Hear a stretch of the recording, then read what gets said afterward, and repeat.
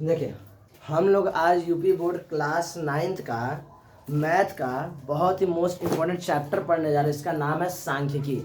देखिए, आज सांख्यिकी पढ़ने से पहले हम कुछ चीज़ बता दें। जैसे आज है 26 जनवरी। 26 जनवरी का हम ये वीडियो शूट कर रहे हैं और क्लास में पढ़ा रहे हैं।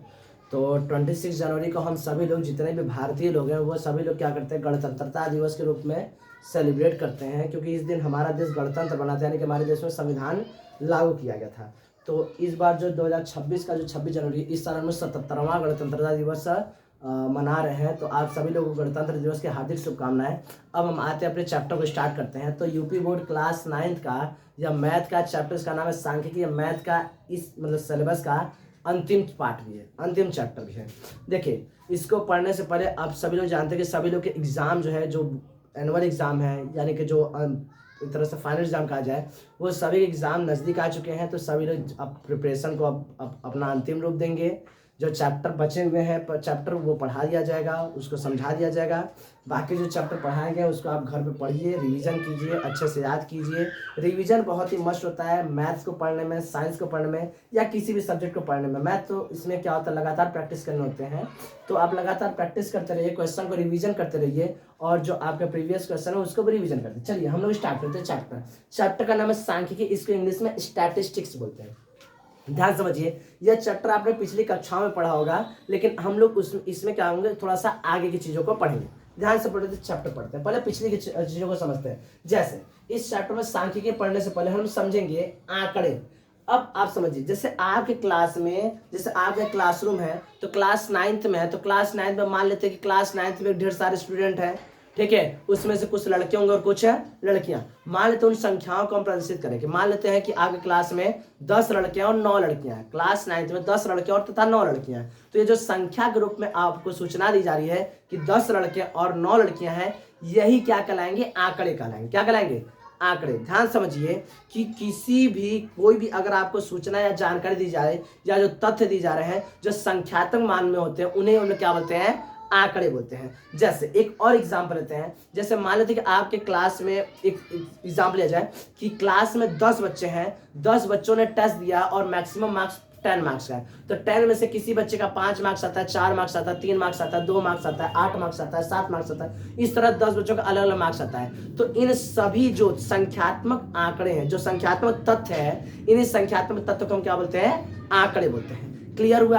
आंकड़े किसे बोलते हैं, तो किसी प्रकार क्या बताएंगे, अनेक प्रकार की सूचनाओं में जो तथ्य संख्या के रूप में एकत्र की जाते हैं, जो तथ्य संख्या के रूप में, जैसे 10 क्लास 9 में 10 लड़के 9 लड़कियां संख्या के रूप में एकत्र किए गए, इन्हें संख्यात्मक मान क्या बोलते हैं, हम लोग आंकड़े बोलते हैं। जैसे क्लास 9 में एग्जाम हुआ तो मैक्सिमम मार्क्स 10 रखा गया था, उसमें से एक बच्चे का 9, 8, 6, 7, 5, 3, 4, 10, 3, 8, इस तरह से 10 बच्चों का मार्क्स आया है। तो ये सभी क्या कहलाएंगे, संख्यात्मक तथ्य कहलाएंगे, अर्थात ये क्या कहलाएंगे, आंकड़े कहलाएंगे। क्या कहलाएंगे, आंकड़े। ध्यान समझिए, अनेक प्रकार की सूचनाओं में जो तथ्य संख्यात्मक रूप में एकत्र की जाती है उन्हें क्या बोलते हैं, हम लोग आंकड़े कहते हैं। यह उदाहरण है, कक्षा 9 में 10 लड़के तथा 9 लड़कियां हैं, यह संख्या, ये देखिए संख्यात्मक मान है, तो ये सभी क्या कहलाएंगे, आंकड़े कहलाएंगे। यहाँ पर प्राप्तांक है, तो 9, 8, 6, 7, 5, 3, 4, 10, 3, 8, ये सब क्या है, संख्यात्मक तथ्य, अर्थात क्या कहलाएंगे, आंकड़े कहलाएंगे।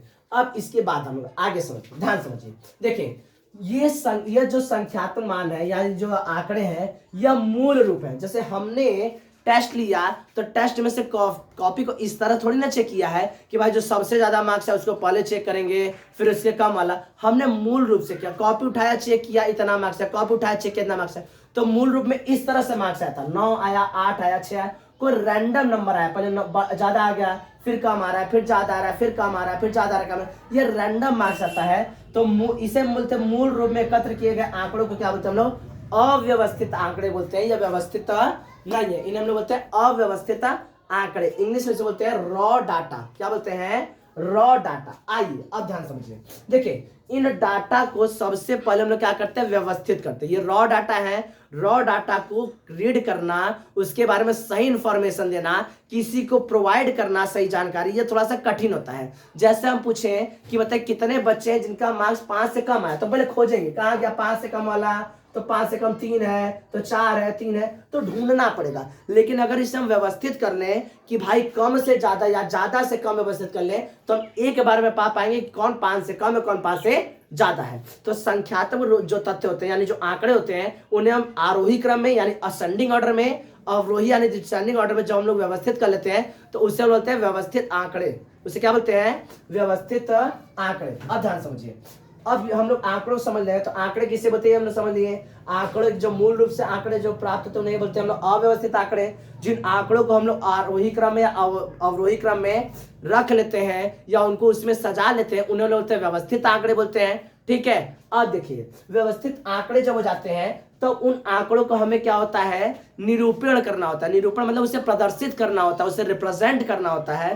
तो किसी भी डाटा को रिप्रेजेंट करने के जो अलग अलग तरीके हैं, पिछली कक्षाओं में भी आपने पढ़ा होगा, यहाँ पर हम लोग कुछ उससे आगे बढ़ेंगे, ध्यान समझिए। ठीक है, तो आंकड़ों का आलेखीय निरूपण यानी आंकड़ों को हम लोग रिप्रेजेंट कैसे करेंगे, आलेख के रूप में रिप्रेजेंट यानी उसे प्रदर्शित कैसे करेंगे। तो देखिए आंकड़ों को व्यवस्थित करने के पश्चात पहले आंकड़ों को देखिए, मूल रूप से जो आंकड़े प्राप्त होते हैं इनको पहले व्यवस्थित करना है, आरोही क्रम में या अवरोही क्रम में व्यवस्थित करेंगे। उसके बाद हम क्या करेंगे? आंकड़ों को आलेखी रूप में निरूपण में प्रदर्शित करेंगे। तो आलेखी रूप में निरूपण करने में देखिए ध्यान से, पिछले साल आपने पढ़ा था पिक्टोग्राफ यानी चित्रालेख। आप देख रहे होंगे कि भाई आपके क्लास में 10 लड़के हैं तो 10 लड़के बना देते थे गोल गोल ऐसे करके, 9 लड़कियां आया तो 9 लड़कियां बना दे खटखट ऐसे गोल करके चोटी बना देते, इस तरह से के कार आता तो कार बना देते। ये पिक्टोग्राफ होता था। उस पर आप स्केल भी लिखते थे कि एक चित्र बराबर 2 विद्यार्थी या एक चित्र बराबर 1 विद्यार्थी, ऐसे आप करते थे।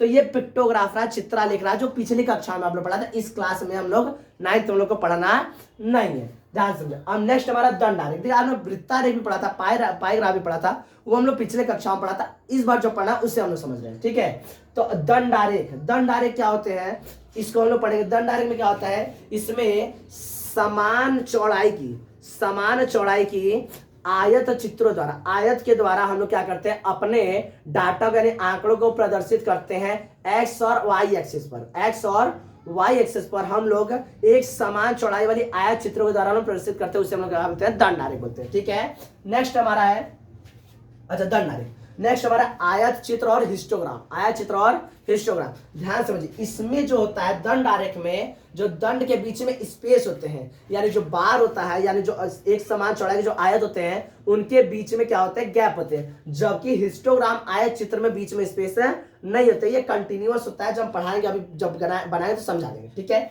ये अभी बता रहे कि किस आरेखीय निरूपण द्वारा हम लोग प्रदर्शित करना है, इस क्लास में कौन कौन सा टॉपिक पढ़ना है। ठीक है, अभी देखिए बारंबारता बहुभुज। बारंबारता बहुभुज क्या होता है? इसमें बहुत कुछ करना होता है। पहले हम लोग को आयत चित्र बनाना होगा, उसके बाद उसके ऊपर बारंबारता बहुभुज को हम पॉइंट रिप्रेजेंट कर सकते हैं, या तो हम लोग डायरेक्ट भी कर सकते हैं। बारंबारता बहुभुज क्या होता है? बस आयत चित्र जैसे बना लिए, उस पर हम क्या करेंगे? उसका मध्य बिंदु लेंगे और मध्य बिंदु लेके मिलाते हैं, वो कहलाता है हमारा आयत चित्र। इसमें एक रेखा ड्रॉ करते हैं, इसमें क्या करते हैं? लाइन ड्रॉ करते हैं, इसे बोलते हैं बारंबारता बहुभुज। इंग्लिश में क्या बोलते हैं? Frequency polygon. यहां तक आपको समझ में आया? अगर स्क्रीनशॉट लेना है स्क्रीनशॉट ले लीजिए, और फिर उसके बाद हम लोग आगे पढ़ते हैं। दंड आरेख क्या होता है, आयत चित्र क्या होता है, बारंबारता बहुभुज क्या होता है, लिख लीजिए इसको।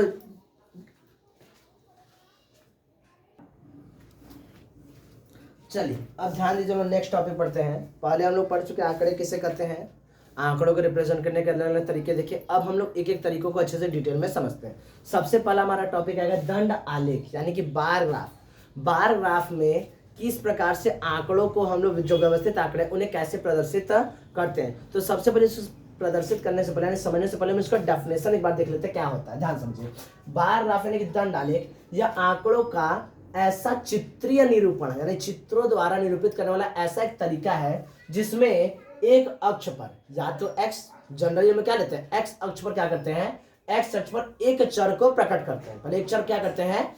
एक्स अक्ष पर प्रकट कर देते हैं, और उनमें क्या करते हैं? उनमें क्या देखें, उनमें एक अक्ष पर प्रकट करने वाले समान चौड़ाई के दंड खींचे जाते हैं। समान चौड़ाई क्या किए जाते हैं? दंड खींचे जाते हैं, जिनके बीच बराबर दूरियां छोड़ी जाती हैं। दंड खींचा जाता है तथा उनके बीच में बराबर दूरियां छोड़ी जाती है। फिर दूसरे अक्ष पर यानी एक एक्स समझा, तो एक्स अक्ष पर क्या करते हैं कि एक बराबर, एक समान चौड़ाई वाले आयत यानी दंड खींचे जाते हैं, जिनके बीच में बराबर दूरियां छोड़ी जाती हैं। दूसरा जो हमारा होता है अक्ष होता है, इस पर हम दूसरे अक्ष पर भी इनके जो आंकड़े हैं, मतलब जो दंड है, उनके संख्यात्मक मान को प्रदर्शित करते हैं। चलिए अब इसको एक उदाहरण द्वारा समझेंगे तो और अच्छे समझ में आएगा। जैसे यहाँ पर इन्होंने उदाहरण लिया है, जून तक लिया है, ठीक है। बुक में आपको दिसंबर तक दिया हुआ था, लेकिन हमने अट नहीं पा रहा था, एक पूरा बोर्ड में नहीं आ पा रहा था, इसलिए जितना है उतना ही समझा लिख दिया है। समझने के लिए इतना काफी होगा। बाद में अगर क्वेश्चन करेंगे हम लोग, तो क्वेश्चन को हम डायरेक्ट क्वेश्चन ही समझाएंगे, तो हम लोग पूरा बना सकते हैं, ठीक है। चलिए आइए समझते हैं।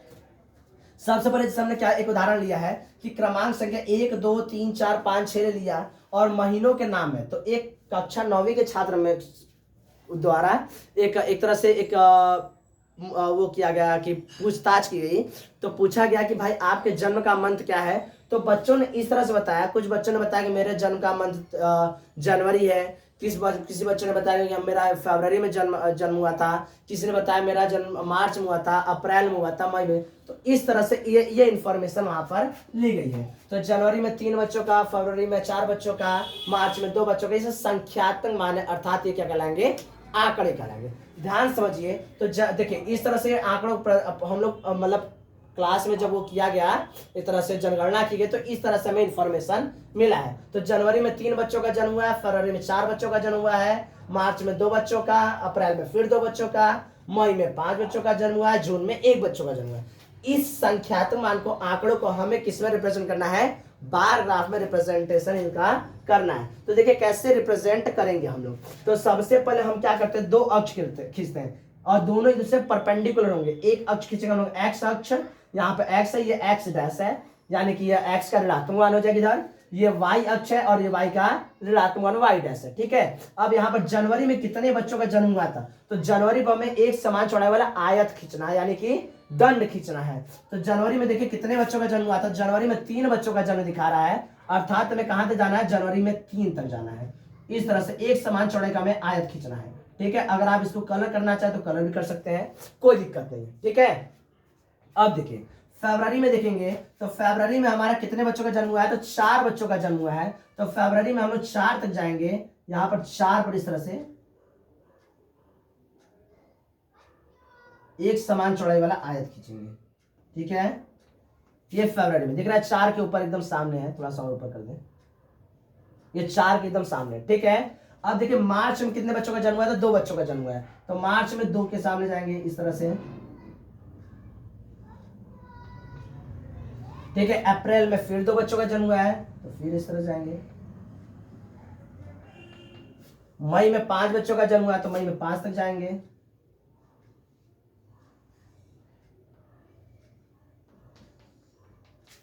जून में 1 बच्चे का जन्म हुआ है, तो जून में 1 तक ही जाएंगे। ध्यान रखिए, इससे ही हम लोग क्या बोलते हैं, बार ग्राफ, यानी कि दंड आलेख कहते हैं, दंड आलेख कहते हैं। इसमें क्या होते हैं कि हम लोग 2 अक्ष खींचते हैं, एक्स अक्ष और वाई अक्ष, और एक्स अक्ष पर क्या करते हैं हम लोग, किसी एक चर का दंड के रूप में निरूपण करते हैं और इनके बीच में एक समान दूरियां छोड़ी जाती हैं। और ये आयत कैसे होंगे, कैसे दंड होंगे, एक समान चौड़ाई वाले दंड होते हैं। इनका संख्यात्मक मान क्या होता है, दूसरे अक्ष पर प्रदर्शित होता है। इनकी जो ऊंचाइयां होती हैं वह निर्भर करती है कि इनका जो संख्यात्मक मान कितना है, जो कि दूसरे अक्ष पर प्रदर्शित होता है। जैसे देखिए इसका ऊंचाई सबसे कम है, अर्थात इसका संख्यात्मक मान कम है, ठीक है। इसकी ऊंचाई सबसे ज्यादा है, अर्थात इसका संख्यात्मक मान सबसे अधिक है। तो किसी भी दंड की ऊंचाई दंड आलेख में उसके संख्यात्मक मान पर निर्भर करता है। बात समझ में आ रहा है। अच्छा, इसको देखने से हमें देखिए इस तरह से इंफॉर्मेशन ढूंढने में समय लगता है, लेकिन इनमें क्या होता है, कहते हैं ना कि क्या होता है कि गागर में सागर भरना, यानी कम शब्दों में अधिक व्याख्या करना ही क्या कहलाता है,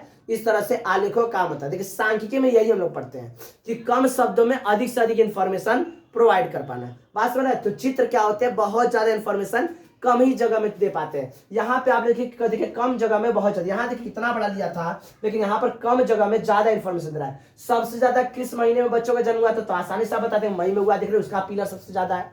सबसे कम किस महीने में बच्चों का जन्म हुआ है, तो कहेंगे लास्ट में जून में हुआ है, ठीक है। कौन से ऐसे 2 महीने जहां पर बराबर बच्चों का जन्म हुआ है, तो बताएंगे मई और अप्रैल में। यहाँ पर हम देख के आसानी से बता सकते हैं, कम हमें समय लगेगा, ढूंढना कम लगेगा, मेहनत कम होगा और इन्फॉर्मेशन में ज्यादा दे पाएंगे। बात समझ में आ रही है? तो डन आलेख आप आई होप आप लोग को समझ में आ गया होगा। अब हम नेक्स्ट टॉपिक पढ़ेंगे आयत चित्र यानी कि पिक्टोग्राफ। ठीक है, इसको आप लिख लीजिए, स्क्रीनशॉट लेना तो ले लीजिए।